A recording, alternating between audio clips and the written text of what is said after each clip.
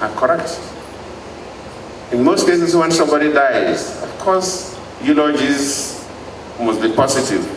People will create stories, positive stories, for the purpose of burying the dead. But what we've heard this evening, they are not created for the purpose of burying Senator Ogie. It depicts who he was. He was a nice person. Of course, later on now, when I became a president, of course, as a vice president, I didn't know much about him. But it was when I became a president that we started interacting. Himself and some senators, including Senator Emmanuel Polka from Bayelsa State, were very useful to me. Whenever there are issues, they will come.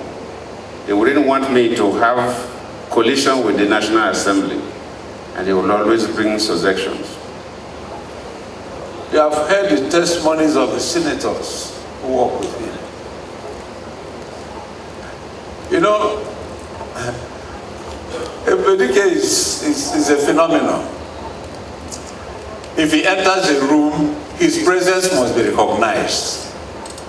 You either recognize him for his height, you either recognize him for his charisma, or you recognize him for his eloquence. But he was captivating. And because he had the gift of the gab, and he was intelligent, he will arrest any audience. Because he will talk sense, and he had a language.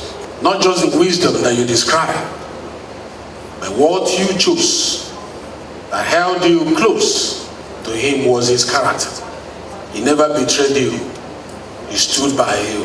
To the extent that after serving you were longing for him to become the governor you were.